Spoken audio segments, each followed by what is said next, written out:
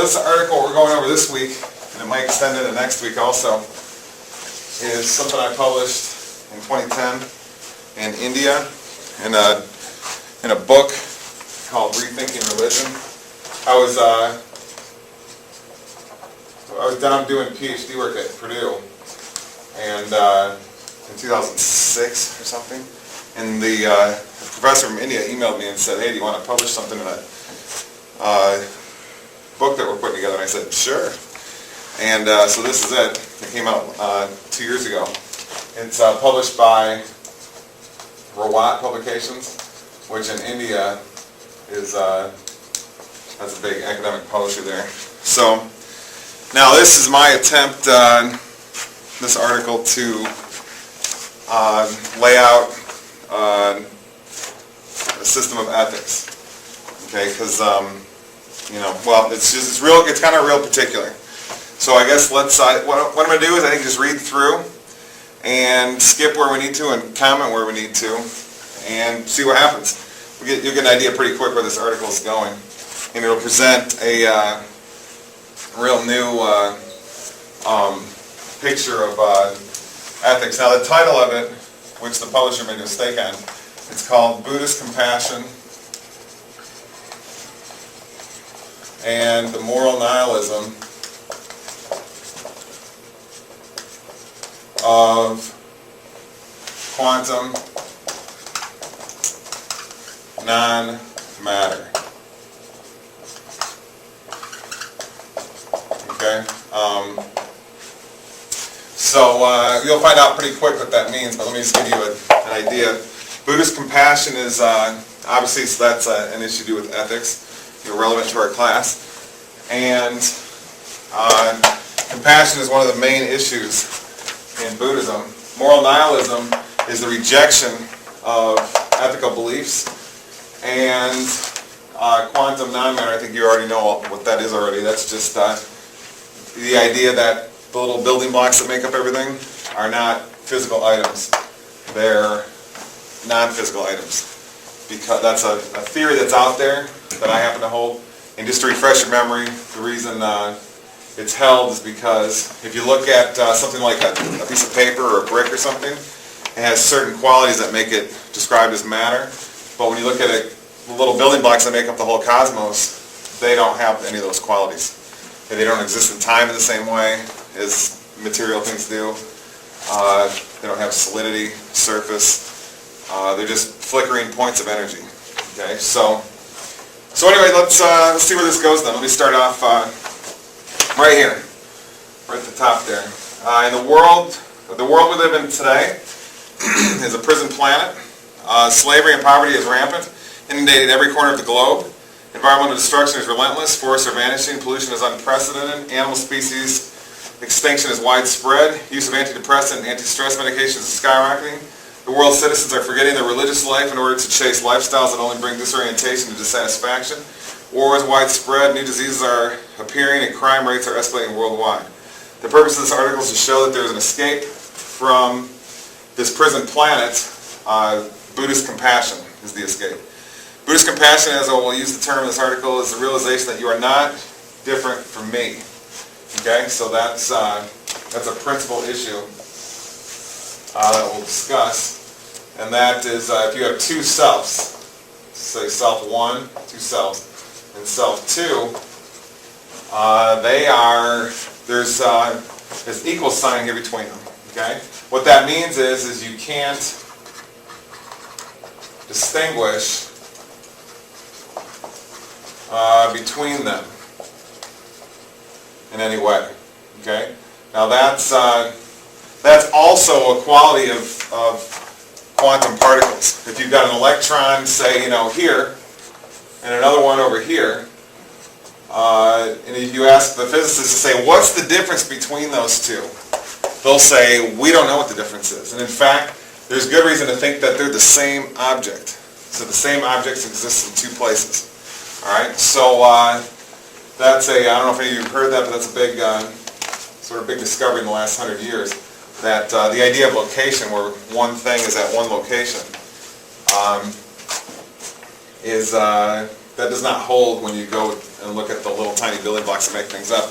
And we'll find out it doesn't hold all either for minds. Okay? So let me continue here then.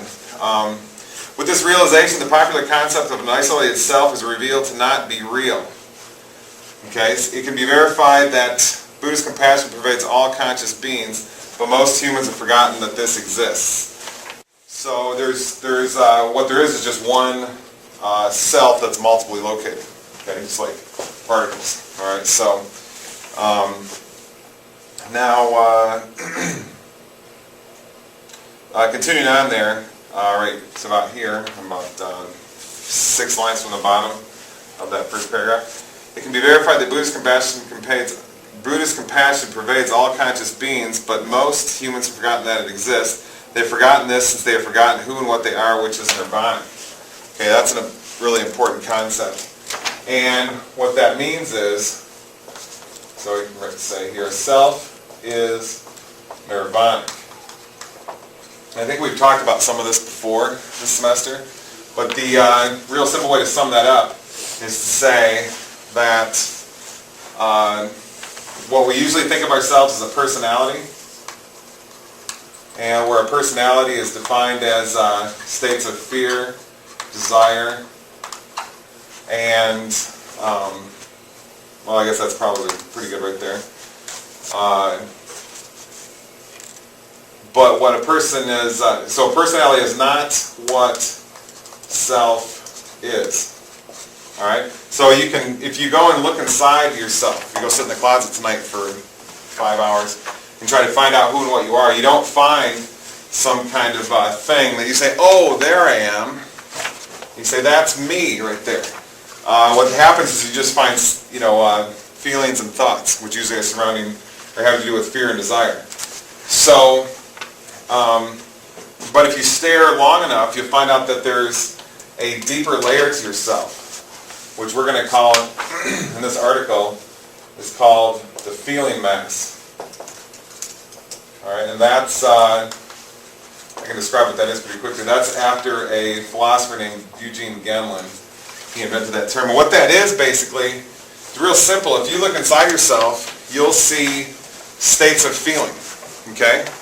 And interestingly, I know all of you think that your feelings are always changing and so forth, but what you'll notice is, if you look inside yourself, you'll notice that there are states of feeling which are latched onto certain kinds of thoughts. Okay? Thought 1, thought 2, thought 3. Say this one is, anger. Say this one is sadness. Whatever. Okay? If you look real carefully at your consciousness, as Genlin first noted, this is the first one I learned this from, that thoughts change, but your feeling state doesn't. Okay? So we tend to assume that our feeling states change, but if you look carefully at your consciousness, they don't. All right? It's just the case that your ideas, your concepts of your place in the world fluctuates, and therefore you latch that onto your feeling state. You think that your feeling state fluctuates. So I know this sounds paradoxical, but if you just look inside yourself, this is what you see to be the case. All right? So what we want to call, this emotion called feeling, what we want to do is just call it the feeling mass, just because it's one hunk of unchanging stuff. All right? And what's interesting about that is that kind of goes along with what we described up here, that any two selves are equal. And the reason that's the case is because if I have a state of feeling in me that's unchanging, it seems like feeling is just one kind of thing. Okay, it's a certain kind of tone or hue or something that you can recognize inside yourself. And it seems like if it's unchanging, there can't be different fluctuations of feeling. So if I have one stream of feeling inside of me, and you have one stream of feeling inside of you, it looks like your feeling stream, call it FS I guess, is equal to my feeling stream.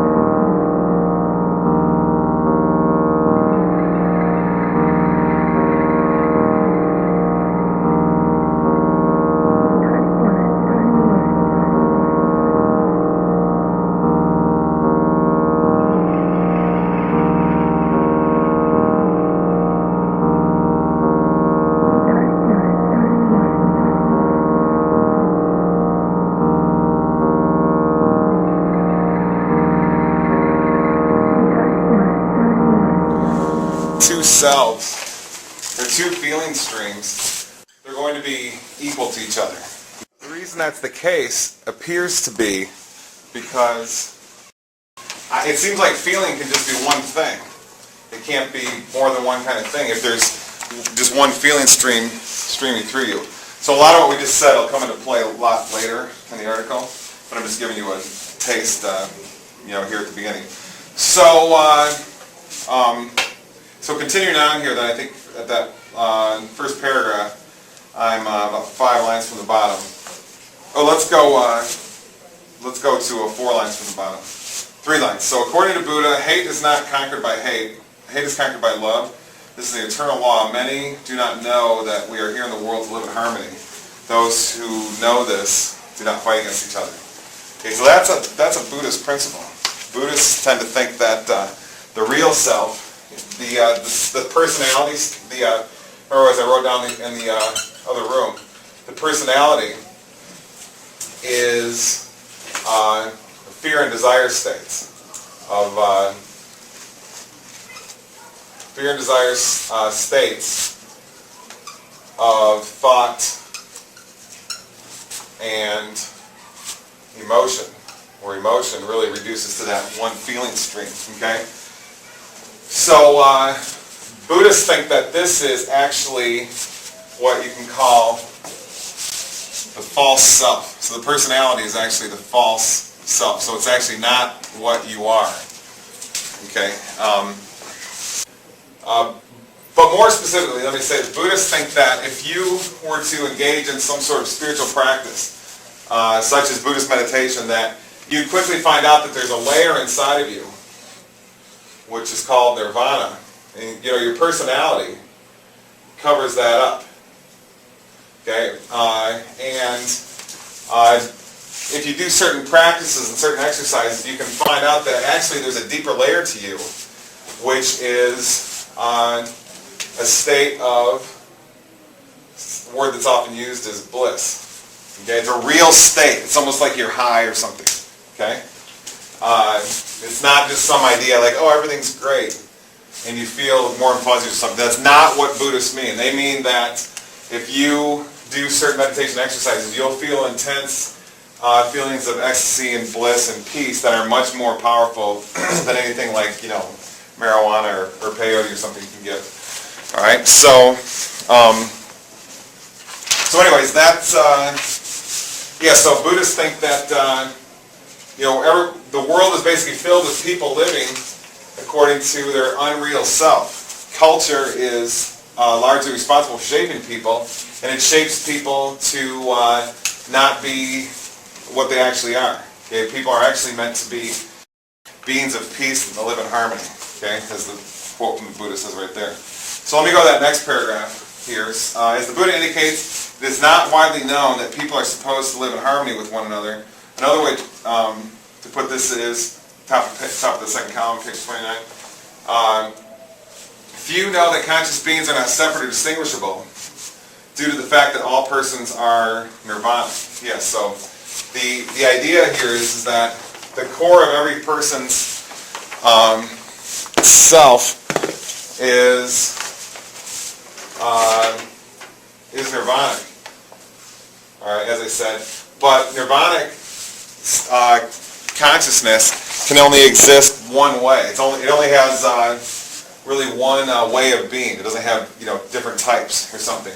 So if the core of yourself is nirvanic and the core of myself is nirvanic, then that means that self number 1, which is nirvanic, equals self number 2, which is nirvanic. So since they both are nirvanic, then they're both indistinguishable from each other. So you may view yourself as sitting there and me being up here, but that is just a product of the incorrect view of self. If you just did certain meditation exercises, you'd see that this is that separation is an illusion, and somehow the feeling states that you have within you are not distinct to you. They exist in other people, other beings. You may sense them in other animals or something, or in maybe things like trees or something. So it's kind of a very different philosophy than what we're usually given. And though, how do you know this? Well, it's, I guess one way to say it is a certain kind of intuition. So intuition tells you selves are nirvanic and equal. Okay? Now that probably sounds a little bit vague, and admittedly maybe it is, but here's how it works. When you're in ordinary consciousness, the false self, which we can call personality or ego consciousness. Okay? That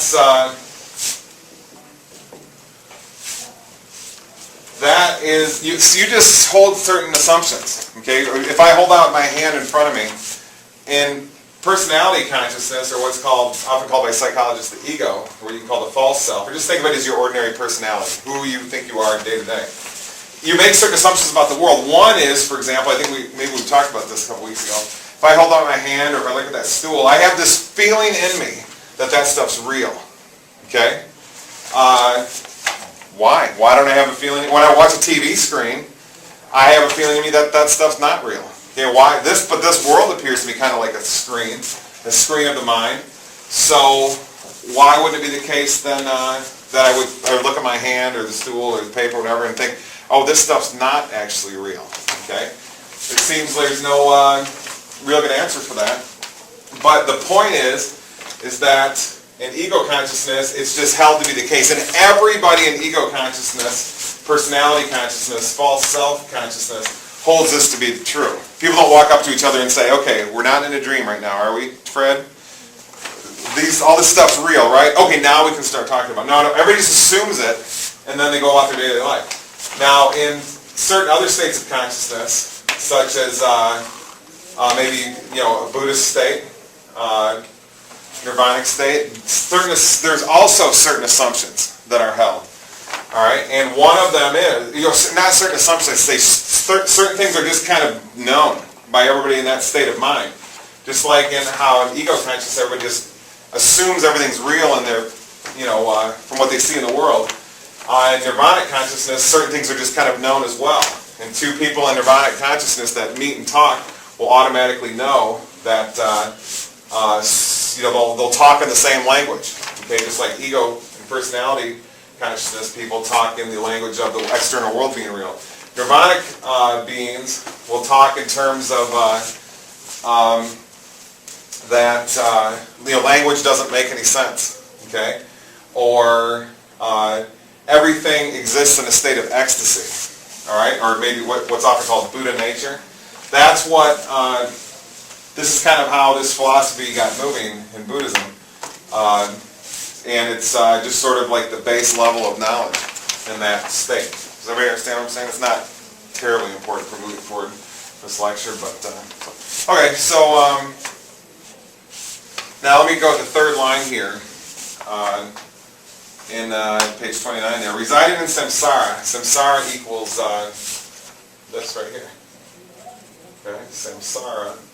So the personality consciousness, samsara, ego, and false self are all synonyms. All right. So residing in samsara, which means that you forget that you're in a state of nirvana. What that really means is that the personality consciousness covers up your real self. Prevents conscious beings from understanding that you are nirvana. Buddha also points out that this compassion law is law, which apparently means that it is the way of things, and thus those who do not understand this are deluded. Yeah, what Buddhists think is that some of the stuff we're talking about with ego consciousness is not actually a correct way of looking at the world, and there's a different set of laws, okay, which govern reality, which are kind of in accord with what we've been saying here. One self equals another self, and that's defined by a certain feeling state, which you can call, I guess, crudely put, you can call nirvana. And this is just the way things are. It's a law of reality, but people don't know this. Everybody thinks that's not the case. So, all right, next paragraph. In addition to following the Mahayana Buddhist position on compassion, that's just, you don't have to worry about that, that's just the kind of Buddhism. I will also be concerned with Dharmakirti's philosophy of atomism, I'm just kind of telling where we're going to go here in the article. We'll get to that later. In fact, Dharmakirti's work leads to a philosophy of moral nihilism, which interestingly leads to a maximum level of Buddhist compassion. Okay, so that's where we're going to go in this article. Amazingly, if you reject all ethical ideas, it leads to a maximum level of compassion. Now that's pretty paradoxical, right? Shouldn't it be the case that, I mean, usually don't we think of, so nihilism means the rejection of something. So if you say moral nihilism, it means you're rejecting morality. Doesn't that sound like a scenario where somebody would not have compassion? Everybody knows what compassion is, right? Compassion is where you feel another person's feelings. And therefore, it evokes you to respond. If they're in pain, you want to help them. So you feel their pain. Or if they're happy, you want to share in their happiness or whatever. So rejecting ethical beliefs allows compassion to burst forth, so to speak. Now, and compassion should be, I don't know if you want to call it an ethical thing, but it's, compassion is something that has the capacity to make the world very harmonious for people. Okay, so I don't know how exactly we'll get to that later, but that's where we're going. And so this is a very most people say this is a very paradoxical issue, but we'll spell it out exactly why it is. We've got lots of examples coming up. So just about the middle of that paragraph, this sort of Buddhist moral nihilism that will be discussed in this article is not moral anarchy or moral inversion. Yeah, there's different kinds of rejection of morality. Okay, so we're not talking about if there's no morals, then we can go and kill people or something. No, that's just inverting morals, turning them on their head, right? So if you say, if it's no longer bad to kill people, then we can go kill people. So then you're putting value in killing people. Right? So we're not talking about that. We're talking about just having no ethical priorities at all, whether you consider them good or bad or whatever. Okay, and we're also not talking about moral anarchy, where with anarchy you sort of can have a rebellion against ethical beliefs. That's not what we're talking about either. You'll see. We'll get to it, and you'll see exactly what we're talking about. So both of those, moral anarchy and moral inversion, lead to cruelty toward other conscious beings. Rather, it is a state of compassion, okay, which the moral nihilism we're talking about will lead to. Only with this Buddhist moral nihilism can conscious beings attain deep Buddhistic compassion for all beings. The findings lead to the conclusion that all conscious beings contain a deep compassion for one another, even though most people don't know it. In other words, people are not distinct from each other, is what's discovered. As evidence from, so people don't know this now, as you can tell from the world today. If this is all the case, the average person is completely oblivious to this issue. So that's just kind of an introduction where we're going. Does anybody have any questions to this point on anything? Okay. All right, so continuing along then, talking about quantum non-matter. I don't know how much I want to talk about that. Maybe we'll, let me just sum this up for you rather than reading this whole part. There was a Indian Buddhist philosopher that lived about over 1,000 years ago, about 1,300 years ago. His name was Dharmakirti, and basically he came amazingly. This is very surprising often when people hear this, but Dharmakirti, so he's a Buddhist philosopher. So Dharmakirti, he laid out a theory of reality. And surprisingly, the theory of reality that Dharmakirti laid out is an atomic theory. So in other words, basic building blocks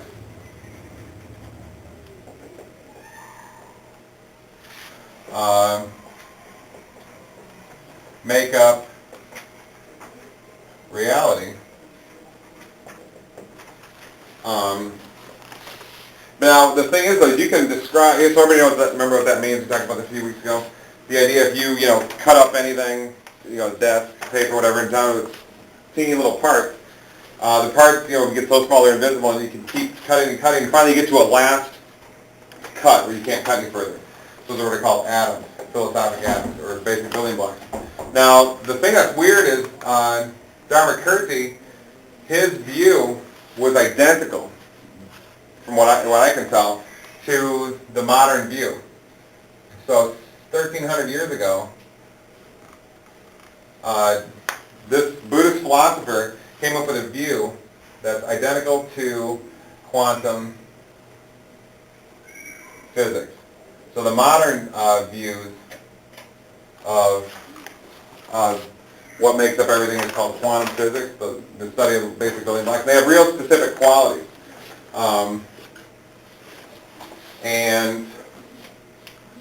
They, for example, the basic building blocks, they flash in and out of existence. They're flickering, they're pieces of energy. They, some Buddhists said they had consciousness, but that is not held by, that's just a few Buddhists. They have no size, so therefore no surface, no color.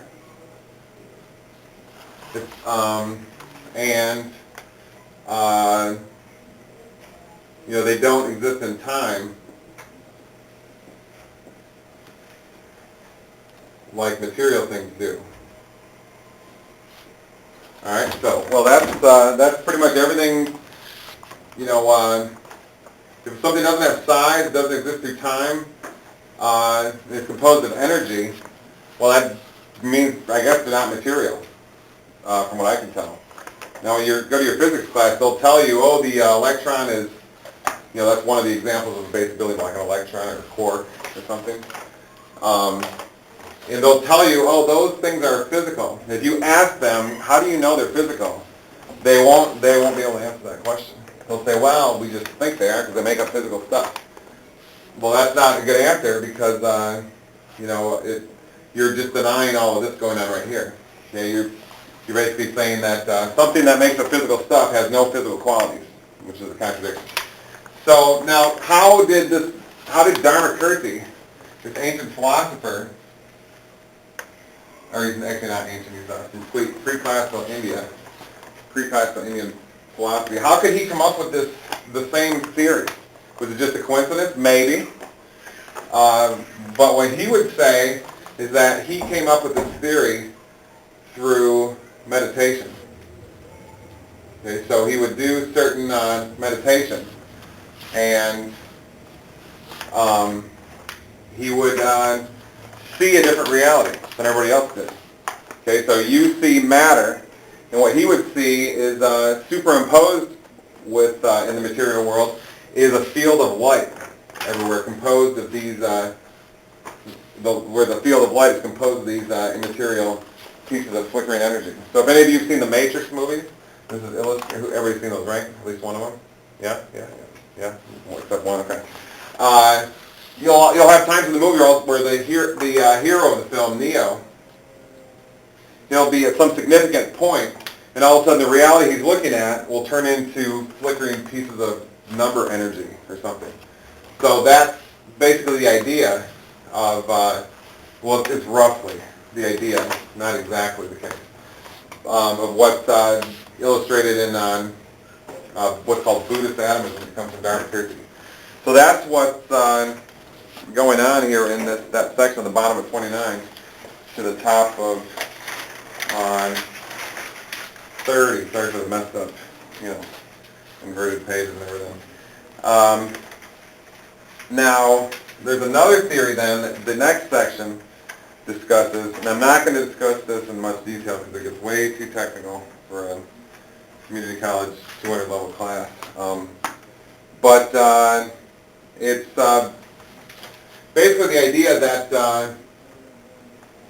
I can sum it up probably pretty quick here, to say that these little tiny pieces of energy that make up everything don't really have any qualities to them. Okay, what's a quality, or a property? Okay, and what that position is called blob theory. All right, I know it's kind of funny, kind of but that's what it's actually called by philosophers. So if you assert that something doesn't have qualities, that's called a blob, and blob theory discusses that. Now, what does it mean to not have qualities? Well, qualities are everything that you experience in your world. The chalkboard is solid and white. Not chalkboard, dry erase board. This is cheap and metal. Okay. This is cylindrical and has two colors. Those are just, everything you can see is just a property. So if something doesn't have any properties like that, then what does that mean? It means there's nothing you can say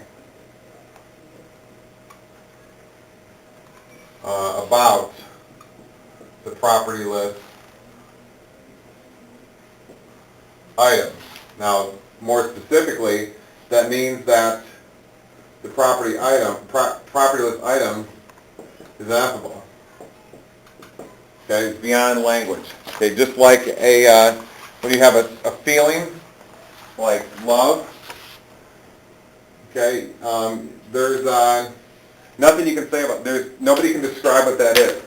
I mean, you know what it is when you feel it inside of you, but if somebody asks you to describe what it is, it's impossible to do so, or without describing it in terms that aren't really it. Like you'll say, oh, I get goosebumps. Well, that's not describing love, that's describing a skin condition, for example. So, but that's what the idea of ineffability is. But something that is operates according to blob theory goes a little bit further than that. Because we can say some things about love, like I have love. I can say that. So there's a property of love. It's, people can own it, or they can have it, etc. So that's not a propertyless item. A propertyless item is a different category of existence altogether. Now, what this next section here is talking about is it's saying that some Buddhist philosophers and some contemporary philosophers, like me, want to assert that the basic building blocks of reality are basically supernatural kinds of entities because they don't have any properties. Okay, so they're just completely different than anything in nature as you know it. Okay, so that's what all this is talking about here on pages 30 and 31. So what have we covered so far? We covered, we've introduced the ideas, talking about that. There's this concept now that you're aware of that self might be indistinguishable. Okay, now if you ever notice this, you've never seen yourself. So what we want to describe a self as is certain, sets of thoughts and feelings. Okay, so that's what we want to define a person as, a mind or a self or a you.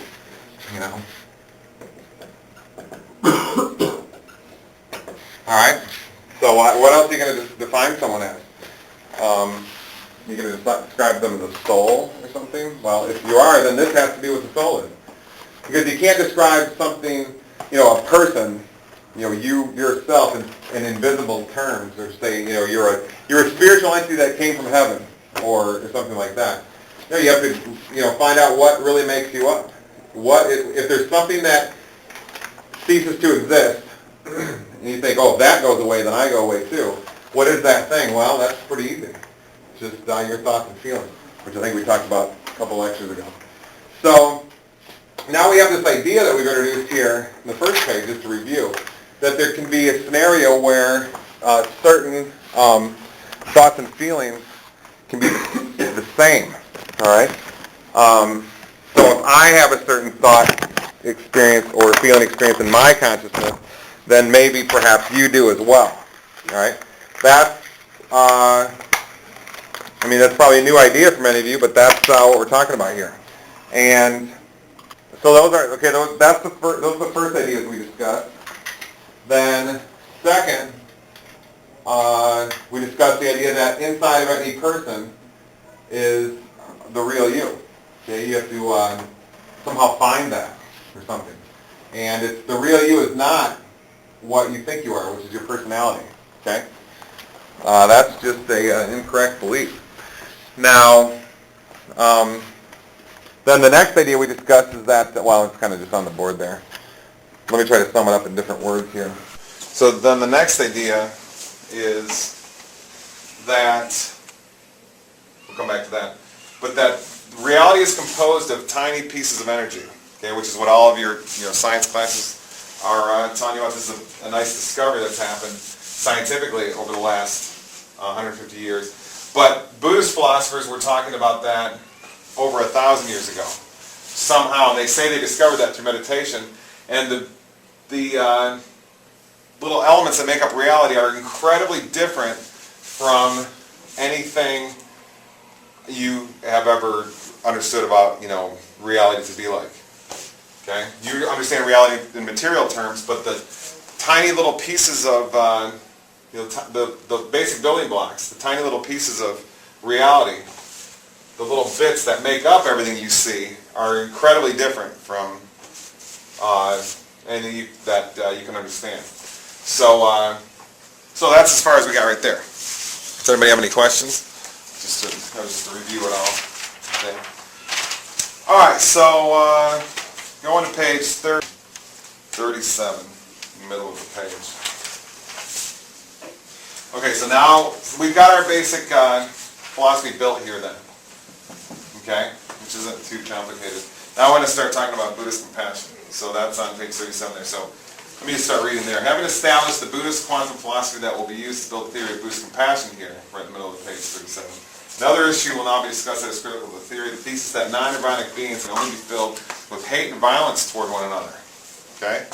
So in other words, what we're going to describe here is that if a person, if any conscious entity, okay, whether it's an alien or a person or whatever, has self, or believes it has a self, thoughts and feelings of some sort, they only can be capable of violence and hate. Okay? This is, probably sounds a little bit extreme, but you'll see why in a second. And this is something that was put forth by Dharmakirti also, in addition to his atomic theory. He also put forward this idea. So those bullet points, they were numbers, but the publisher changed it to be bullet points. Starting at the bottom of 37, they go all the way to, into 38. So let's go through each of those. That should pretty clearly,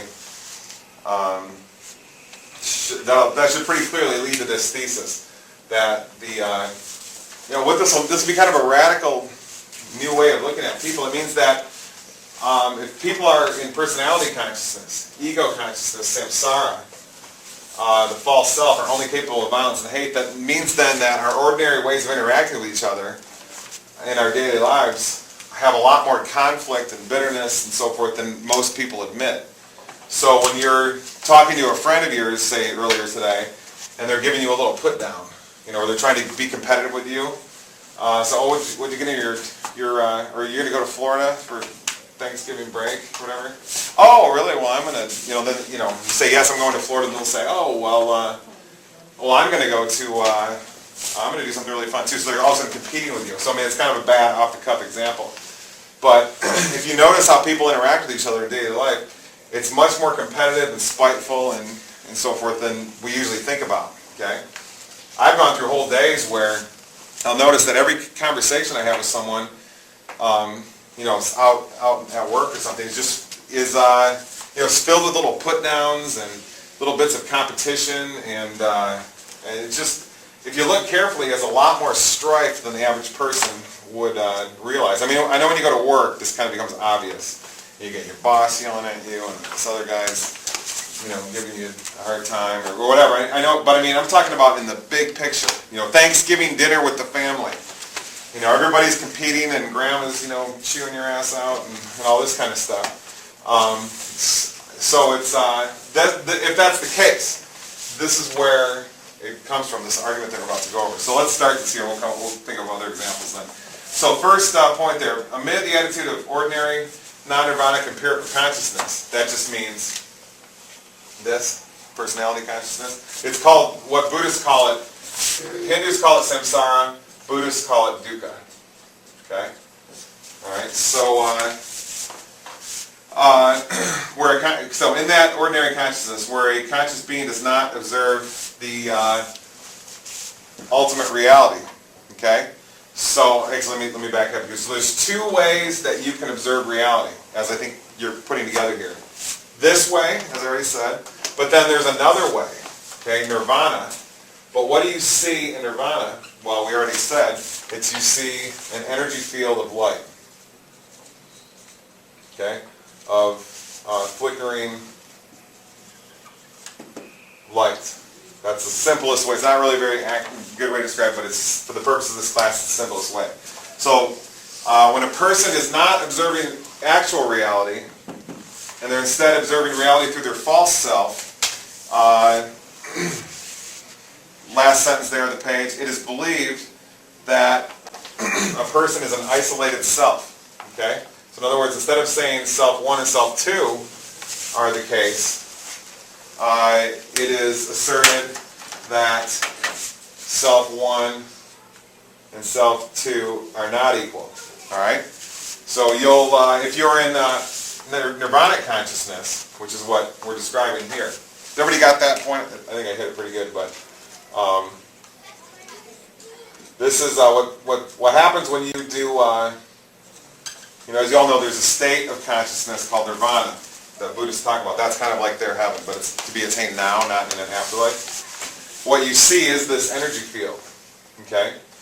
And it's noticed that the energy field sort of is coming from within a person and spreading it out, and it's indistinguishable and interlinked with other people's selves, other people's, the core of their being, called nirvana, okay?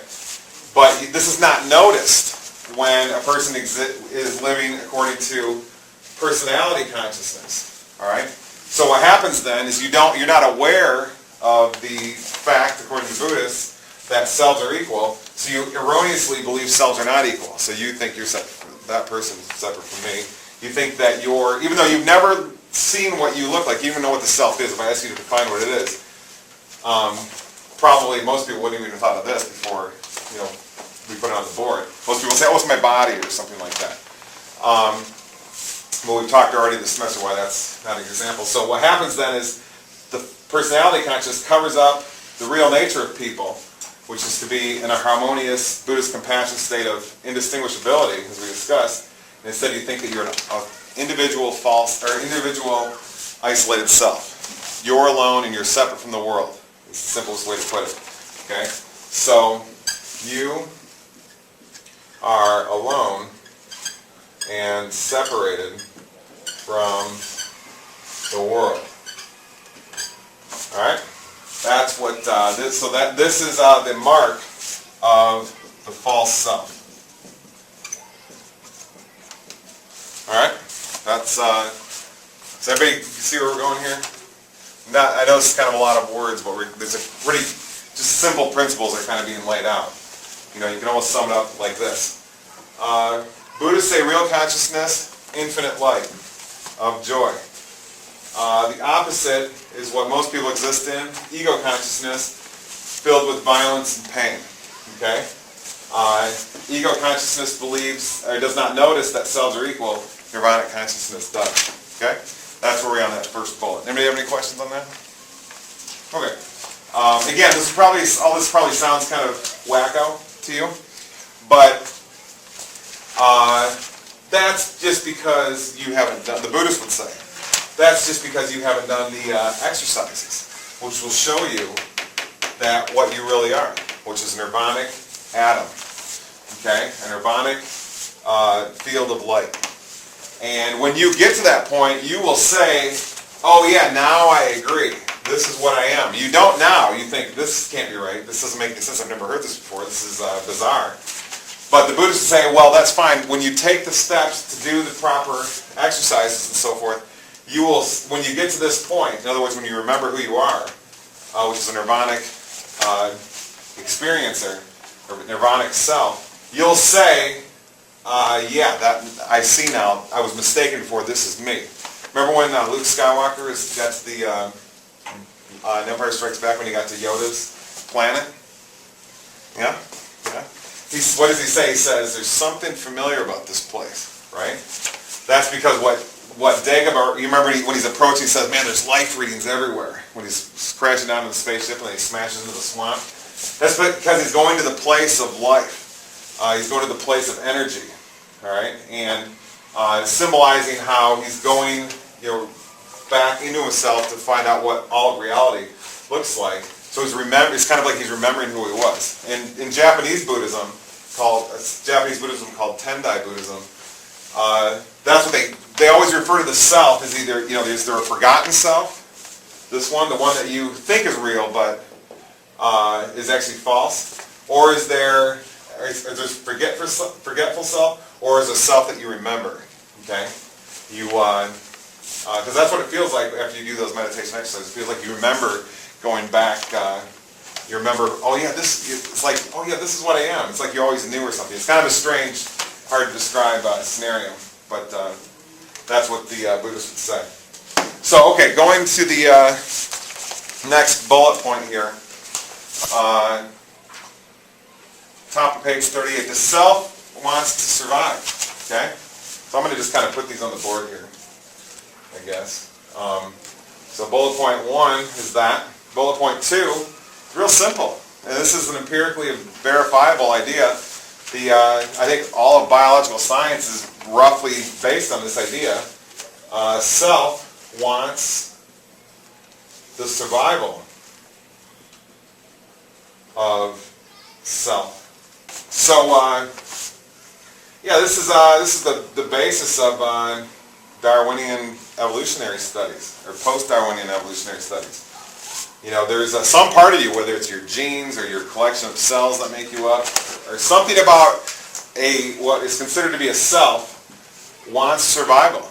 Okay, it's afraid to die. It's afraid to cease to exist, whether it's a zebra or even a virus, something that really doesn't even look like a living thing, seems to exhibit this passion to continue its existence, to persist existing. All right? In other words, living things are afraid to die. All right? That's actually a better way to put it. So living things are afraid to die. All right? Very simple. Okay, so let's go to the third one then. All right, the third one reads as follows. The self wants to protect itself. Okay, the self will feel threat to that which is perceived in any way that will harm the continual existence of the self. Okay, so so this just really simply follows from point 2. So S wants to protect S. All right? That's very basic. Nothing complicated there. Real simple argument steps. Fourth one, parts of what might be believed to be a threat to the self are other people. That seems to be self-evidently true from this perspective here.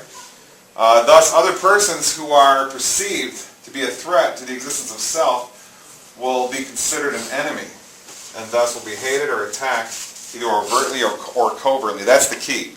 Either overtly, like, where you can really see the attack happening, or covertly, sort of in masked or secretive ways. Okay, so S will view other, let me put that in quotes because according to Buddhism there's really not separate selves, as we've said. So S will view other selves, other S's, as threats. Yeah, and this is what biology is based on. Okay, I mean, groundhogs develop little defenses to look for threats, and zebra stripes apparently are designed to try to evade predators, which are threats. Human beings,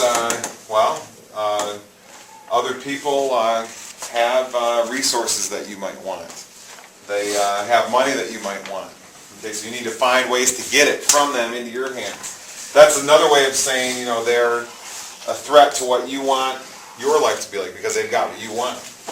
All right, you know, just think of one example off the cuff. There's a zillion examples we could give.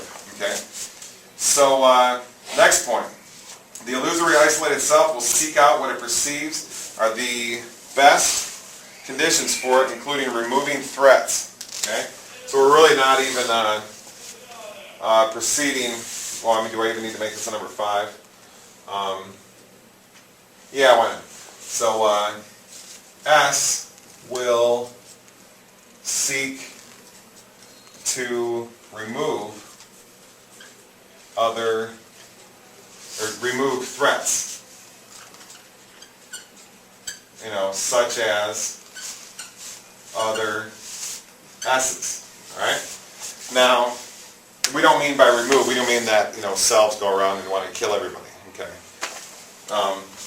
We mean that more simply, if the qualities of another, you know, person's existence in your presence has some kind of threat of some sort, you'll want to remove the threat. All right. So let me give an example here. I think I've got a bunch of paper. Let me think of one here. If you are at Thanksgiving dinner and Grandma starts saying, "Hey Jimmy, why'd you get so fat?" or something, or maybe Uncle Louie says, "You done with college yet, Steve?" or something like that. You know, whatever, you know, somebody might do. That will be. You might not think of it as a threat, but that will be. That could result in some way where your view of self is lowered in some way in the group. Okay? So what will you do? "Oh, I'm going to be done with college soon, Uncle Louie." So you're trying to remove the little put down. Okay? So you might not think about all these terms, but it's essentially what's going on. All right? Or if Aunt Jenny says, "Why'd you get so fat?" you say, "Hey, I'm not fat," or something. Or say, "Oh, I'm going to go on a diet." You try to somehow remove the situation. Okay? So threat here is used in a big sense. Not, you know, just to do with violence or something. Just threat to the status of self. Because every self wants optimal conditions for it. You want as much money and status, you want everybody to like it. Remember in Seinfeld when George says, "I want everybody to like me," when, you know, nobody does. So that's what selves are looking for. So anything that can diminish, so selves will gain. I mean, all of you have experienced people, lots of people who, you know, they're just these horrible people, but everybody sees it, but they don't. You know, they're gossipy and they don't have a clean house. They're always putting other people down, petty, watch way too much TV, whatever. But nobody sees it but them. Okay. That's because selves will form a distorted view of self. They'll form a view where, so in other words, other selves will look at you with a distorted view and put you down a bit. Okay, the best place to see this is in family dynamics, right? But on the other hand, you'll do the opposite. Your view of self, you will raise up, okay, to a distorted level. So nobody's seeing selves correctly or not. Everybody wants the best for their own self, and one way to get what's best for the own self is to tear down in subtle or overt ways other selves. Okay, so that's essentially in English what we're talking about here. Anybody have questions? Okay, so here's the next bullet point here, right in the middle of 38. There are limited things, land, resources, money, that non-nirvanic denizens of dukkha, what that means is those who live in the personality consciousness. There are limited things that such persons will try to acquire, and people will inevitably compete for these. So in the world of non-nirvanic consciousness, selves, S's, compete for resources. Why resources? Because resources are what give people power, right? In this personality, in the nirvanic personality, none of this applies. Nobody cares about power or resources. None of it is sought after. None of it brings happiness and so forth. But in personality consciousness, that's what people become possessed with, obsessed with. Okay, it's like all that matters. So there's limited resources on planet Earth. All right, I'm gonna bring in a new board. Let me go over here. So 6 continued. All right. So there's the world has limited resources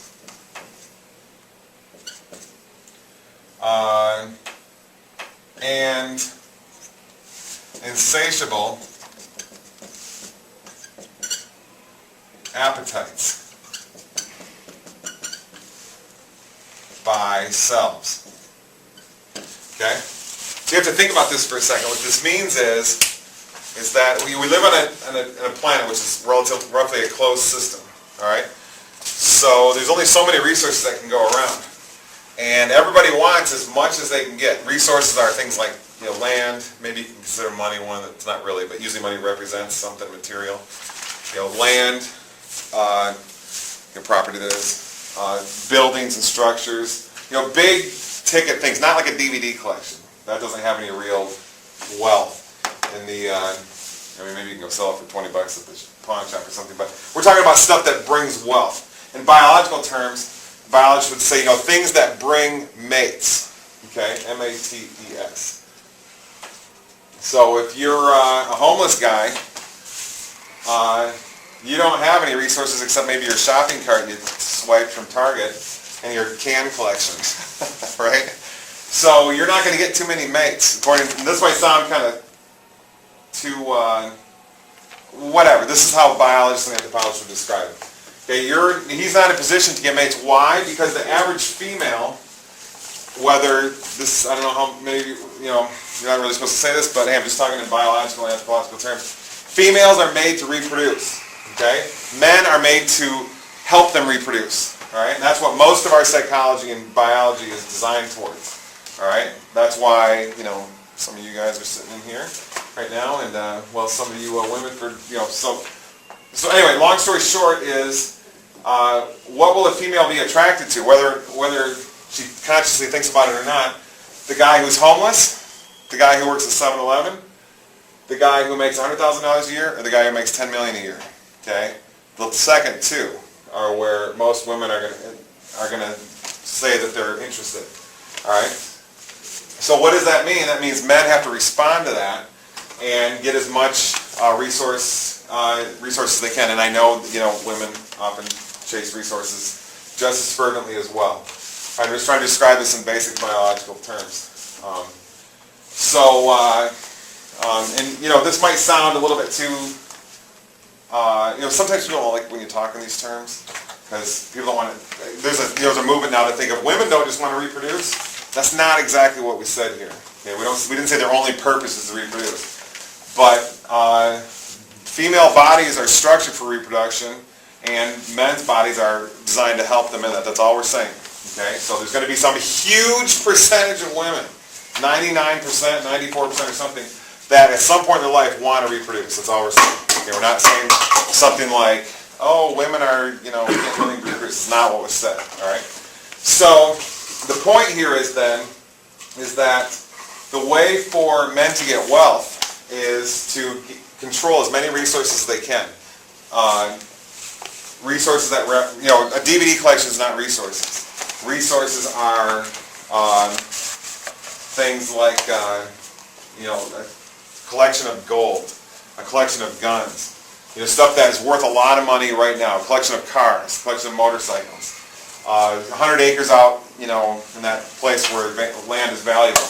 They own a business, they own, or something, stuff like that. Okay, that's what will get mates. All right, basic biological thinking. So what happens is then, the issue is though, is there's a limited, so appetites for desires are not satisfied, okay? That should be pretty obvious. You know. So the point is that people's desires for resources don't get satisfied, okay? It's hard, people want more and more and more and more, okay? Now, if you combine that with the fact that the world has limited resources, that sets up a problem. That sets up a competition between people, all right, where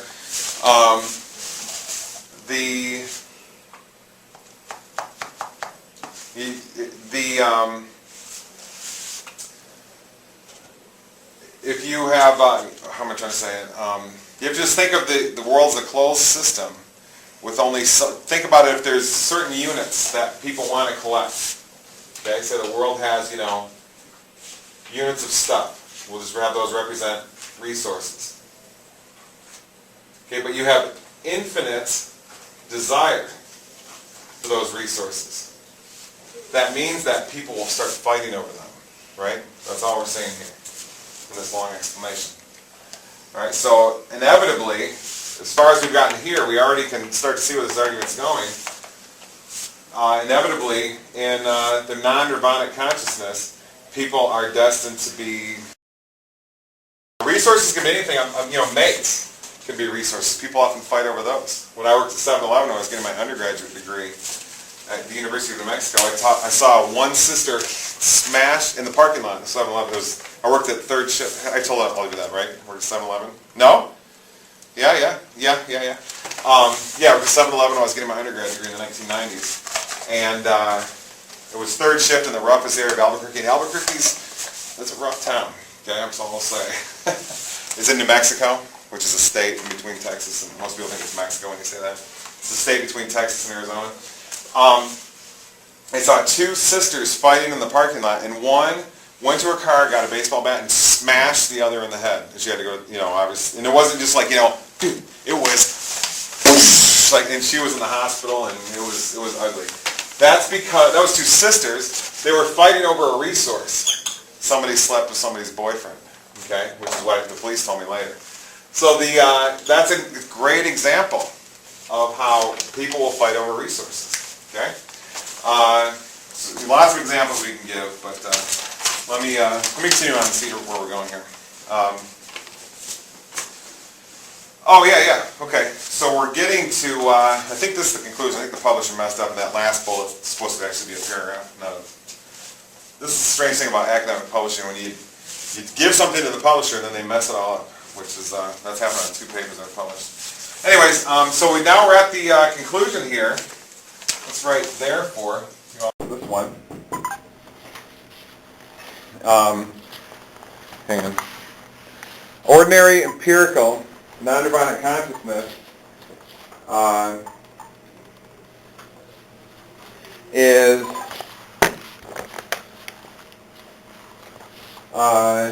inevitably involves spite, hostility, and violence towards what it perceives as other isolated selves. Very simple. So therefore, S's will war against each other. Now I want to stress again, we don't mean war like, you know, everybody's going to shoot each other. We mean like psychological war, you know. Whatever, they'll do whatever they have to do to get advantage over other selves. If that's lie, cheat, and steal. Okay? And you can think of examples probably just from today where you had some kind of conflict with someone, or maybe you had a conflict within your own mind, or who knows what. Something happened, and you can trace it all back to this argument right here. 6 steps and then the conclusion. So that should be how reality for the false self works. Everybody understand? It's kind of long, I realize I kind of went over it too long, could have summed up quicker. But this is a very profound issue that was talked about 1,300 years ago. It's basically, the reason this is strong is because, look, it's got we're not talking, you know, in murky, weird terms here. We're just talking about biology. Look at the terms. We have survival, protection, threat, resources, war, or, you know, conflict, you could say. We'll conflict with and war against each other. So that's very real-world kind of stuff that this Buddhist philosopher invented. But unfortunately, these simple steps, which from what I can tell, these all check out. They lead to this conclusion, that the false self reality is one of violence, hate, conflict, and threat. All right, so it's very likely, just to give you a little hint, that this could be on your quiz next week, you know, this stuff here. All right, and again, if you, so that's where we are so far. Let me try to sum up the whole class so far in one sentence. You are not your personality, you are a spiritual existence.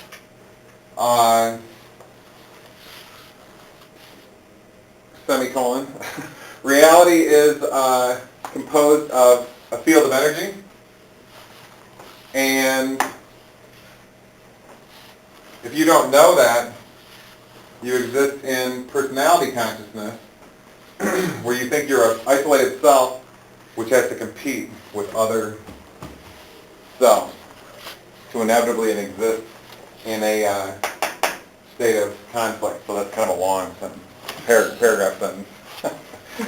Anybody want to repeat any of that or anything? No? You probably, yeah, I said it. Yeah, everybody. Shut up, move on. So, yeah, so I got a footnote in here. Where's the footnote? Dharma Creed talks about this. Well, there's a footnote on page 37 which talks about where Dharma Creed, where he talks about that. So, okay, so now let's move on after you erase all this here. I kind of like, anybody ever heard of that artist? Oh, Basquiat. We used in the, 2 weeks ago, the notes. Remember that monster-looking thing or whatever? I always think my chalkboard looks kind of like his art. Anyway, here. So, I guess we'll go down here. So now let's move to the next stage in the story here, unfolding in this article, written by some nobody, which says that, well, I really don't need to explain it much. I can kind of just tell you. Let's add another property here. Sorry, not property. They don't have properties, right?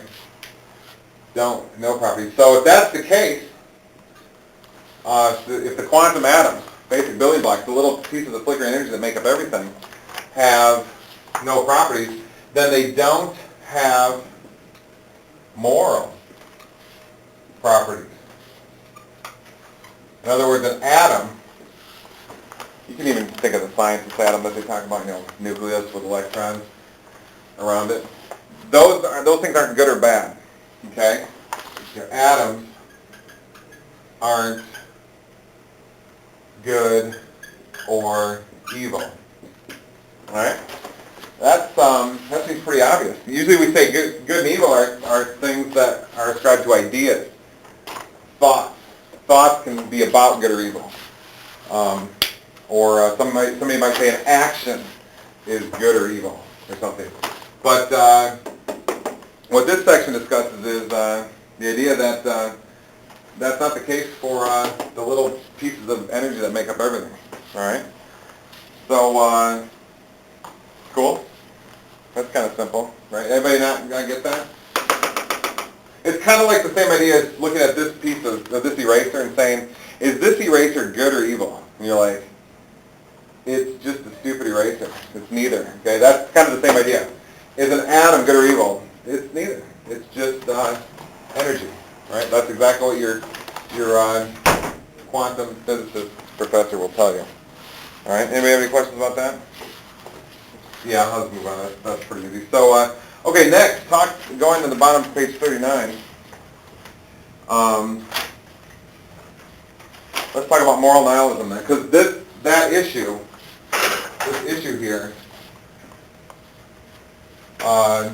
that atoms don't have any moral properties, they're not good or evil, leads to what's called moral nihilism, which, as we discussed in the other case, is the rejection of morality in the specific way that we briefly outlined it, not anarchy or something, Okay, so let me start reading about it again. Moral nihilism is typically resisted by many philosophers due to the fact that philosophers around the world associate nihilism with absence of morality that leads to an absence of compassion, which in turn leads to pervasive hate, violence, and hate. But such a position is entirely incorrect. Moral nihilism does not lead to absence of compassion, page 40, but rather just the opposite. It is the base for developing deep divine compassion. Moral nihilism, in fact, is found in the absence of concern for anything in culture or about the self.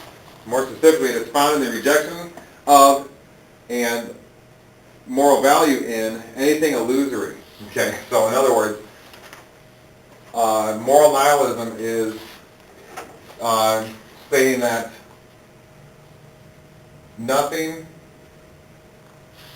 physical has any importance. Okay? Now somebody like, how can you say that? You're a little child. You're saying they're not important? No, I said nothing physical. Okay? Remember over here we defined a self as a thought and feeling. Well, I happen to hold the position that thoughts and feelings, selves, are not physical. That position is called dualism, if you care. Yes, I know it's in disagreement with all of your science professors, but that's okay with me, because we talked about this before. Remember the no-brainers and everything? All that? So the evidence is there for that position, all right? So that the mind is not physical. So that's ultimately, this is where moral nihilism goes to. So anything you can see with your eyes, anything that exists that's observable in the universe, has no importance. But so you're like, well, this is stupid. How can anybody live that way? Well, it makes a little bit of sense if you think about it. It's based on this idea that happiness, remember we talked about Epicurus, inner peace? Happiness comes from a mental state, not from physical stuff. All right, that's all that's saying right there. Okay, now, this might sound a little weird to you, but if you look carefully, this agrees with, I think, every world religion, if that matters to you. And I just make it as a point of interest. That's a very consistent theme in all the world's religions, even primitive rainforest religions and stuff. So that's kind of what we're saying here. Nothing physical has any importance.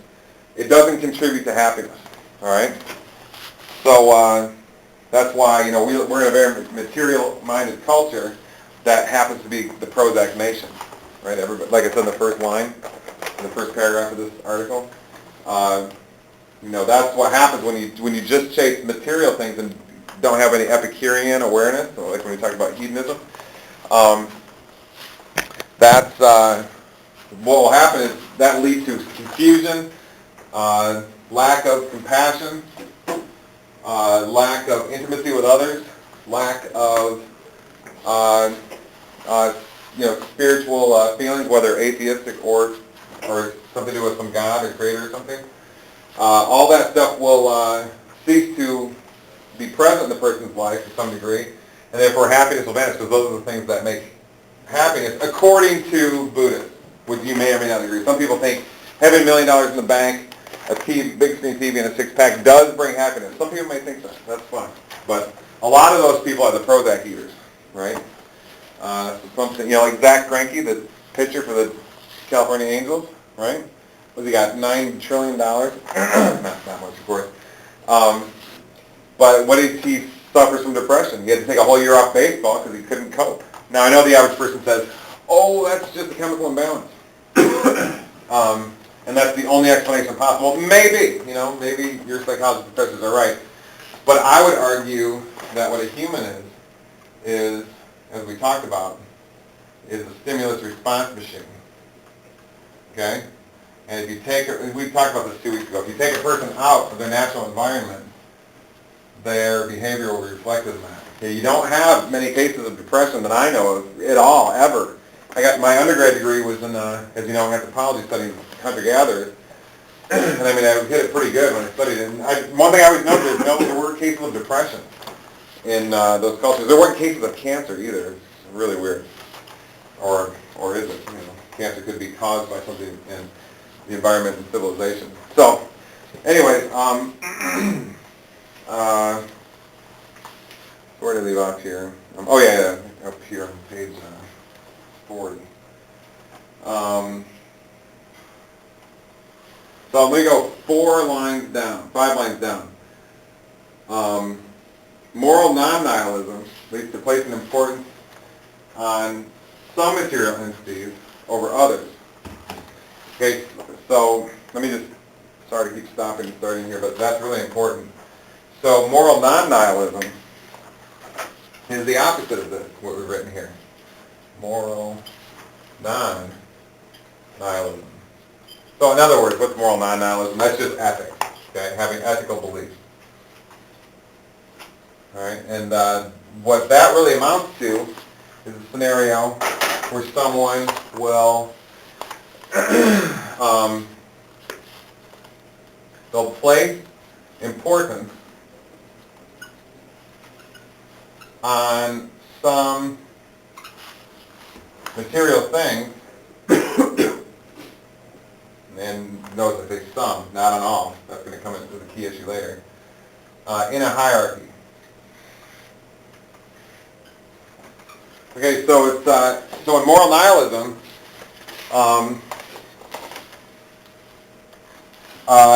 physical things are of zero importance. Okay, and in moral non-nihilism, in other words, ethical thinking, which every single person you know exhibits, importance will be placed on material things. Non-importance a value will be placed on material things. That one is not important. That one is important. That one's more important than this other one. Okay? So that plays into that argument that I had written all over here. So you can say that, well, myself, I think of as my body as a physical thing, is more important than your body. Or my wealth is more important than your poverty, or something like that. Not funny. So that's what I mean there. Now I think I'm, where am I here? Yeah, like 7 lines down there on page 40. The nihilist, nirvanic observer, in other words, the one person in Buddhist consciousness, is unmoved by material phenomenon since she understands that they are not real. So it's all very consistent philosophy being built here. Now, well, actually, I haven't explained that well. I have. What we mean by, if everything is made up of flickering energy, that actually means that physical things aren't real. Okay, that's called mereological nihilism. So, I'll just write that here. So, physical stuff is not real. Now, if you think about that, that's kind of already been laid out here. Now, if the little teeny pieces of reality that make up everything are composed of non-physical stuff, that means that everything around you is actually non-physical. It's my smart prediction that that's an ideology that's coming in the next 100 years, because that's what science is pushing us towards. That's what that means there in that statement. So continuing on, the consequence of this notion is that she can't formulate more moral preferences about material things. Yeah, so that's just saying what we said here. The moral nihilist can't walk up to one person and say, oh, you're black and you're white, so one person's better than the other. You know, something like racism is impossible for the moral nihilist. See how that works? But it's very possible for the moral non-nihilist, the ethical person with ethical beliefs. How about take war, for example? If you have a president of a nation that comes along and says, hey, we got to attack those bad people over there, they want to kill your children, the moral nihilist will not have the capacity to believe that there is some, how do I say it? They'll not have the capacity to believe that their self is more or less important than the others that are being referred to. So there's no reason to go attack them, okay? Because if you do something to the body, if the mind is not physical, then big deal. You haven't harmed the mind. That's a fundamental Buddhist belief. That's why we talk about Buddhists burning themselves to death, right? Yeah? No? Well, okay, they do. Okay, it happened. There's been, I think, it was just on the news, another one in Tibet, another Buddhist burned himself 2 weeks ago. And they've been doing that for a long time. The reason they do that is because, well, they usually do it for some kind of political protest. But another way to look at it is they don't identify with the body. Okay, they identify with non-physical consciousness, which is not equal to the body. So if you harm the body, who cares? The Buddhist tends to have less concern over that than the average person. So something like a war doesn't make sense in a Buddhist moral nihilist perspective, because how can you, why is my persistence of myself more or less important than the persistence of that other self, which is supposed to be a threat, those people I'm supposed to go to war with? That doesn't make any sense, so a war doesn't make any sense anymore. So, as you can see, moral nihilism, you can kind of see where this is going probably now. This leads to an extreme kind of equality. Everybody's, if nothing physical has any importance over any other, then that person's body, this body, any person's body is of equal importance. Zero. Okay?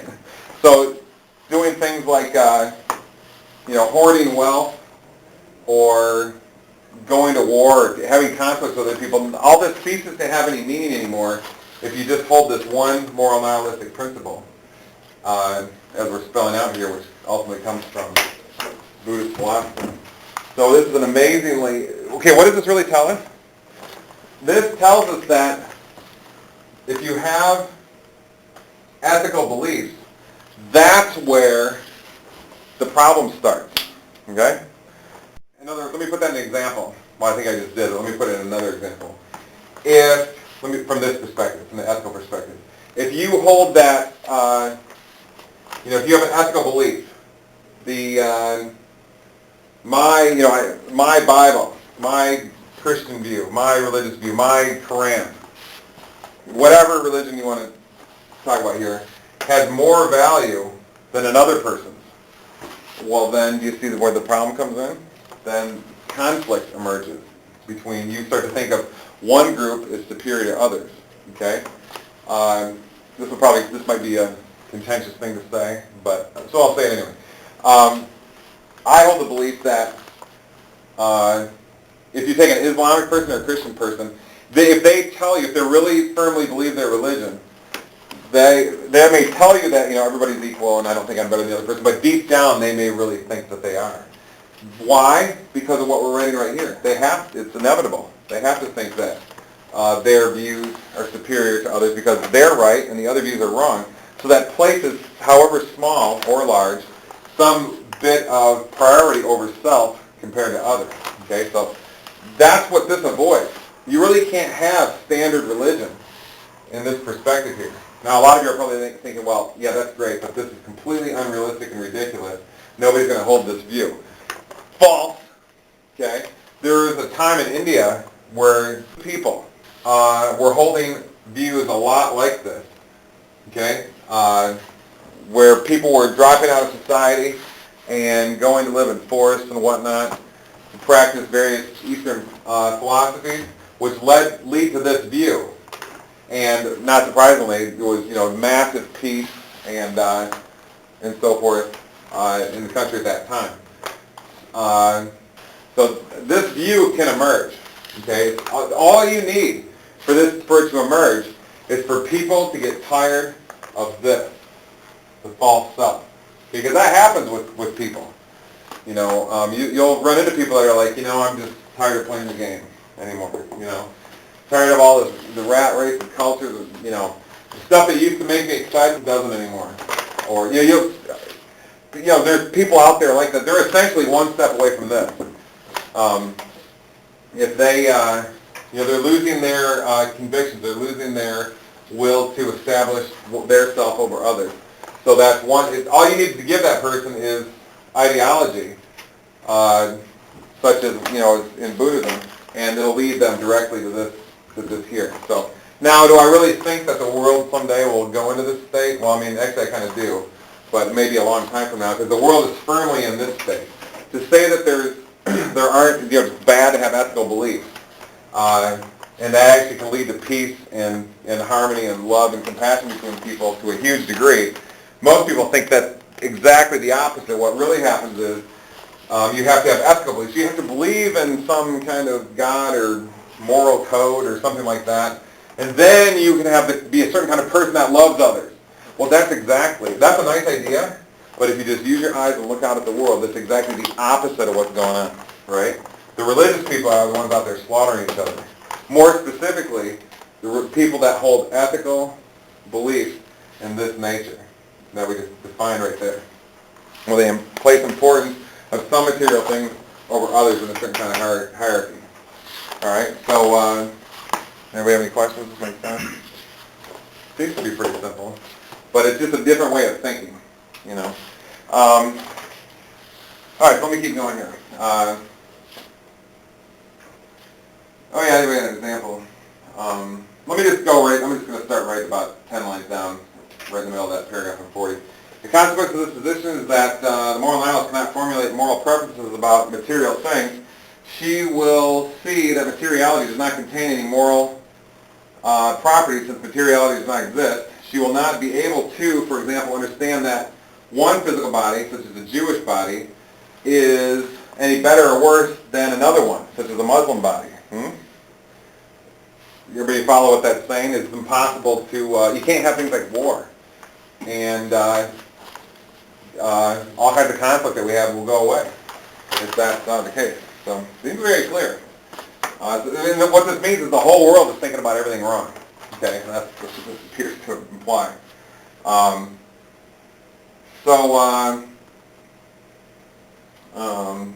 Physical bodies do not exist. Okay, that has to do with this here. Okay, that you can think about this two ways. One, quantum objects don't have any properties of good and evil, and if everything is made up of those, then nothing has properties of good and evil. Morality is just made up in the mind. People place things like good, bad, they have formulated ideas, but those are just ideas, like when we talked about relativism last week. And another way to think about it is, in a spiritual sense, that physical stuff, so this is the second way. The first way to think about how material stuff doesn't have properties is this way. And then, as I just described, in the second way is to think of how in spiritual practices where you derive certain kinds of deep spiritual happiness from inner states of consciousness, like Epicurus described. And in those cases, it is also seen that physical stuff is just not important. The happiness that can be attained from inner states of peace, like we talked about Epicurus, are dramatically more profound than any kind of happiness that can happen related to material existence. In other words, this life, the false self. Okay, so all this points towards one conclusion, which is that is this moral nihilism. Nothing physical has any importance, which leads to all this what we've been discussing. That it doesn't make any sense for people to be holding ethical beliefs, such as believing some material things are more important than others. So let me go to 5 lines from the bottom of page 40 of that first paragraph. Consequently, if the moral nihilist is called to war in order to oppose and or kill, I can't believe that people publish this in India, because usually academics don't write about anti-war stuff. So whatever, I did and I published it. So let me start over. Consequently, if a moral nihilist is called to war in order to oppress and or kill material bodies, whom she has been told need to be controlled or killed, which is exactly what war is, in her nirvanic foundation, she will be unable to move due to the fact that she will see that the material world does not exist. What it actually is a field of energy, remember? And she cannot be sought after or repelled, pursued or rejected. Yeah, the material world cannot be sought after or repelled, pursued or rejected. So in other words, the moral nihilist which is like saying the person in spiritual awareness, nirvana consciousness, they don't respond to the world the way the ordinary person does. The way the ordinary person responds to the world is to get all jumpy and, oh, what do I need to do? I need to, get more resources, get more mates, do this, do that. The spiritual person has a greater happiness, which they're operating in accord with in the Buddhist sense of spirituality. And so therefore they become less responsive to the world, maybe completely unresponsive, and they don't have the capacity to do a lot of the strife and conflict, hate and violence that the false self does. That's all that means right there. So it seems to kind of follow. It seems to me. Next paragraph. Conversely, if the non-nihilist, non-nirvanic observer, the false self,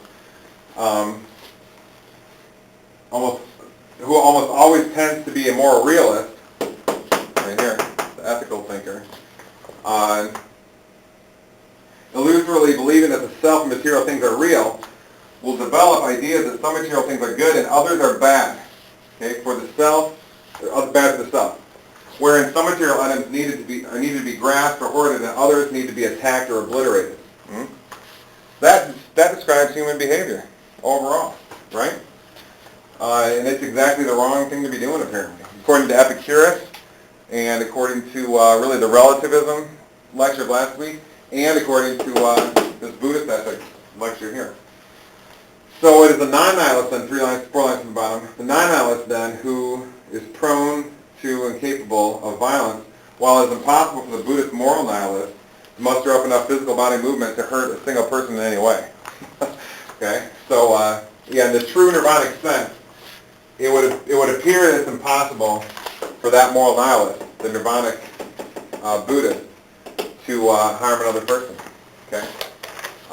If all this, fits, which, seems to be pretty simple. Any questions? All right, let's go. Okay, we got to get to page 43. So let me go a little more here. So, all right, next section, talking more about moral nihilism. At the bottom of page 40, moral nihilism 2. Moral nihilism is often discussed, it's not often discussed other than in brief passages that often tend to give varying definitions of what moral nihilism is. Yeah, if you talk about, see, this is an Eastern philosophy thing. We're talking about Buddhist ethics, which is really about anti-ethics in a way. Now, everybody, if you read philosophers, see, I'm writing this for philosophers. This isn't like in a newspaper. This is what professional philosophers will read. So what that means is, what I'm saying is what they already know. In Western philosophy, in Europe and America and stuff, this idea is considered to be absurd. Moral nihilism. That, what people automatically think of as anarchy and, just chaos and, you go ahead and murder whoever you want, who cares, and so forth, which is, but that's actually what this position, according to this paper, would appear to lead to. Okay? So, kind of paradoxical. Yeah, so what happens then is philosophers who discuss moral nihilism usually don't even consider it, don't even analyze it. They just immediately reject it as ridiculous and don't even bring it up in European and American philosophy for hundreds of years. So, second line there, that paragraph. Let me be clear that moral nihilism is not a rejection of ethics, for such a view is contradictory. The rejection of ethical positions would prevent philosophers from holding any position, such as the preference for the position of moral nihilism. Yeah, so, let me keep going. That's kind of, we'll have to talk better. So rather, last line of page 40, moral nihilism is an ethical position where one value is held. The moral nihilist asserts that it is ethical to reject the value and importance of human behavior and any physical item. All right, so it's as if this view has one moral belief, that you should reject all morals. All right? So, anyway, that's just a technicality. Let me, I'm going to skip down here. I'm going to skip forward here a little bit. Let's go to page 42. Actually, this is pretty good here. Hang on a second. Just kind of change topics here. Does everybody see how I got here? I'm not sure how much. I might do a little more here, but is everybody not clear how we got to? Basically what we're saying is the biggest try to really sum it up, not, the long paragraph summary like I did before, really sum this up in one sentence. Holding priority of certain physical objects over another, which is an ethical position, leads to the problems that the false self, the personality self in this world has. So in other words, ethics leads to most of the problems the world has. Okay? Most of the problems that people in the world endure. So what actually needs to happen is rejection of all ethics, which leads to an enormous state of compassion. Okay? Because the only way to get to this moral nihilistic state is to practice Buddhist meditation, according to Buddhists. And then when you do that, you find out that you never were really, all other people you see really are kind of just a part of you, or everybody's not separate in some way. So if you harm another person, it's kind of like harming self, which isn't what anybody wants to do. So, let me, so does anybody have any questions how we got to this point? Everybody got this? It's kind of just going through steps, really. Okay, good. Let me do page 42 and 3 here. This is what we need to hit. And there's a lot of important stuff after, but that's probably where we want to be. Okay, so then we go to this paragraph on page 42 here, the first full one there, subjectivity and Buddhist compassion. The dynamo of Buddhism, so the engine of Buddhism is compassion, all right, which emerges for reasons I just said. If you realize that other selves are not distinct from you from doing certain kinds of Buddhist practice, your Buddhist meditation will lead to moral nihilism and the understanding that selves are not distinct, all right? So, which is a kind of compassion, all right? Because you don't want other selves to be harmed because you are indistinguishable from them. So that's what. So going back, starting this paragraph over, the dynamo, the engine of Buddhist compassion, or Buddhism is compassion, follows from a quantum moral nihilism. In other words, what we said right here. Quantum atoms don't have moral properties. That's what that means there. So in fact, reality can be viewed from two perspectives. The illusory, which is of the false self's view, and the real, which is the nirvanic self's view. In other words, the illusory, which is the moral ethicist, or the ethicist, sorry, and then the real, which is the moral nihilist. All right. So a careful analysis of reality through both of these perspectives reveals an interesting issue. There are no distinctions between conscious beings. That's what we're saying, that what you are at your base is a certain feeling state called nirvana, which is indistinguishable from what we started talking about 2 hours ago. So this follows from, okay, we can skip down to the next section then. So compassion is the amalgamation of subjectivities. So this is going to describe what I've already said a couple times. Humans are not bodies, but rather humans are subjectivities. That's what we said right here.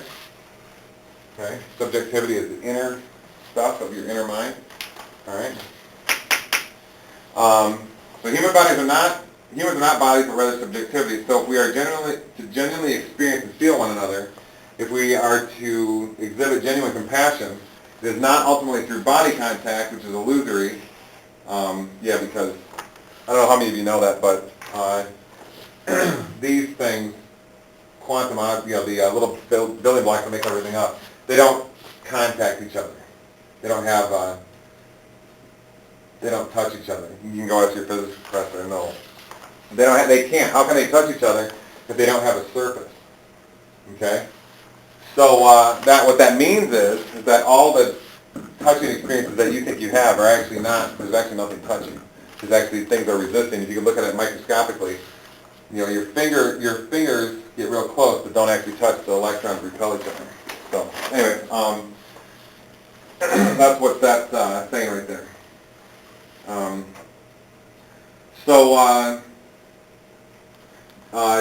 To experience another person is not through touch, but through mind-to-mind contact, sort of telepathic interaction, which that's widely discussed in Buddhism, especially in what's called Rinzai Zen Buddhism in Japan.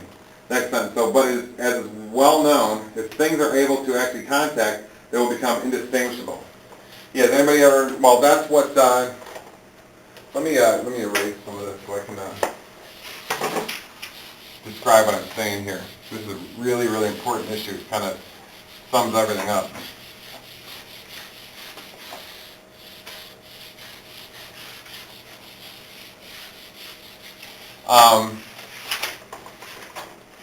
If you have, think of a number line. Everybody's taking math, algebra, you've got, say, number 1 and 2. Here's 0. And then 1 and 2. If you, in between 1 and 2, does anybody know how many numbers exist on the number line between 1 and 2? Infinite. Infinite, right.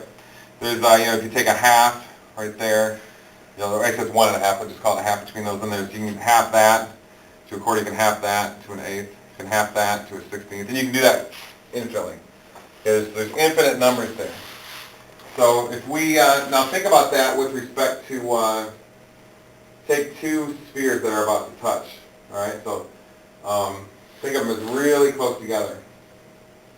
Now magnify that touching point right there. Now, if they're, this applies for, this is, what I'm describing right now for you is really a scientific finding, which was discovered in philosophy over 2,000 years ago, but scientists have sort of confirmed this, and I'll explain why in a second. If you have, let's say these two spheres, let's call this one sphere 1 and this one sphere 2, two balls that are about to smash into each other or something. Now, if they are really, really close, say they're so close that they're unbelievably close. It doesn't matter how close they get. I'll come back to the number line in just a second. There still will be a space between them. Okay? So it does. No matter if this is the smallest amount of distance that you can imagine, or even a trillion times smaller than that, if there's a space between them, they don't touch. Okay? So what has to happen? The only way that you can have touching happen is there can't be a space between them. And if there can't be a space between them, then their surfaces overlap. Okay? If their surfaces overlap, there's a point where the two objects are one object. Okay, so the touching point is an amalgamation. You know what the word amalgamation means? It means the two become one. Like when you make Jell-O, you know what Jell-O is? People still eat that crap. Quote, food, unquote. You take water and then that chemical mixture, and then put the two together, and a new substance is formed. Okay, it's an amalgamation. So the two, I think, what do you chemists call this? I can't remember what kind of reaction chemists call this. So the two original ingredients are not present anymore. You have a new substance, which is one new thing, because of the amalgamation of the two ingredients. So that's what happens here. The two boundaries overlap. So at that point, the two objects have amalgamated. All right. Now, why did I bring up the number line? Has something to do with it. Actually, I don't have a clue what I did. I guess I don't need to. Yeah, I don't know. Well, good that you answered it correctly, though. So that's, okay, now, the point is that if anything ever contacts, or has any kind of interaction with anything else, it doesn't happen by touch. It happens by amalgamation. All right? Now, this has actually been discovered. This was discussed by philosophers in ancient Greece 2,500 years ago. Touching doesn't exist. If anything contacts anything else, the two become one. It's like unification happens, not touching. So when you touch the board, you're actually not touching anything. There's electrical resistance, and so your hand is resisted. If you were a little stronger, you could put your hand right through the board, because the electrical resistance wasn't strong enough. And so, now this is actually confirmed when scientists who study the basic building blocks of reality, called quantum particles, quantum objects. They see this as the only way those things interact. What you'll have is they'll be looking at two particles at one point here, and they'll appear to be, kind of moving towards each other, and then at some later time, a new particle exists, okay, which matches the original energy of the, call it E1 and E2, energy level of this particle, energy level of this two. This one, this energy will equal E1 plus E2, but this particle will be a new thing with new not properties, new behaviors, let's say. Okay, which were not exhibited in these two. So what that means is that the two particles, when they interacted, they actually, the two original ones ceased to exist and a new one came into existence. If you doubt that, what you want to do is go look up a book called Supersymmetry. I'm recording this, so I'm going to give you a citation. Supersymmetry by Professor Kane from the U of M Ann Arbor main campus. In the physics department, his book, pages 19 through 28, especially pages 19, 20, and 21, is where you can read about that. And he's a world-famous physicist, so it's not like I'm just quoting some guy. Where he talks about this idea that particles don't touch each other, they unify. Okay? So all of reality is made up of stuff that doesn't touch, stuff only unifies. Okay?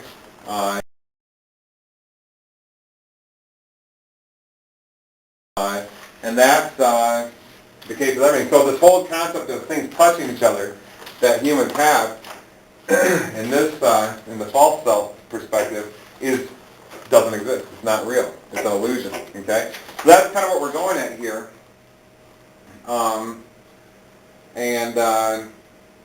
What we're talking about essentially is if there's mind-to-mind contact, as we say here. Because that's what another self actually is. A self is a mind, and if people are going to then have interaction with each other, minds have to contact each other, and the only way they can do that is not by touching each other, like where their surfaces bump into each other. They only can do it if the cells amalgamate. Two cells merge to some degree, in some way, to become one cell. Okay, so that's what we're talking about. That's what we mean by Buddhist compassion. All right.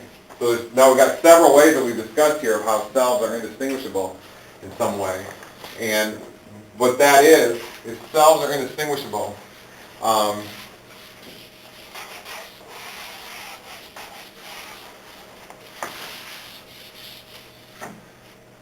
If cells are indistinguishable,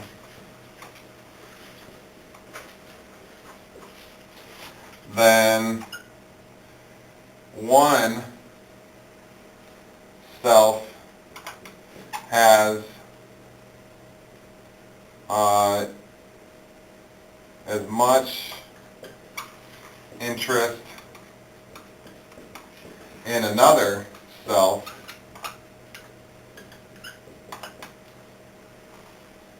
because they are not separate. Let me, this is a little rough. Let me redo this.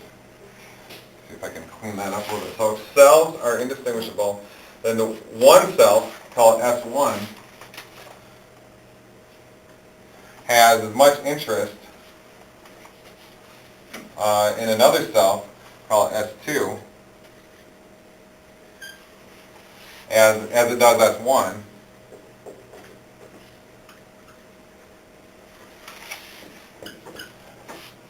Okay, so because they're not separate, S1 equals S2.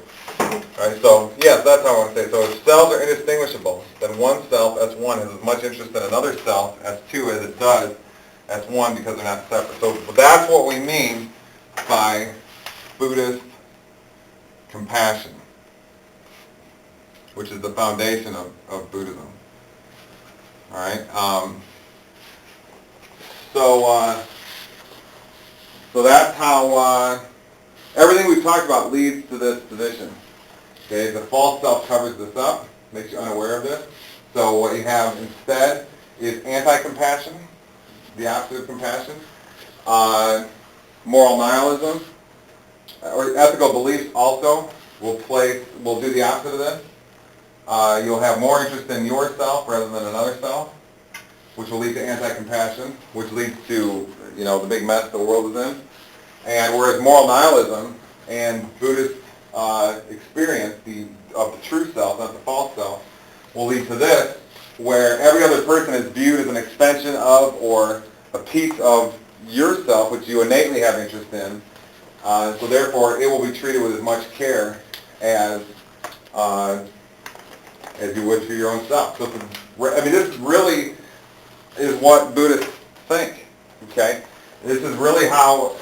If you go and visit Buddhist monasteries or Buddhist nations, for the most part, China or Japan is going to look just like America, big industrial mess with, pollution and skyscrapers and noise and all that.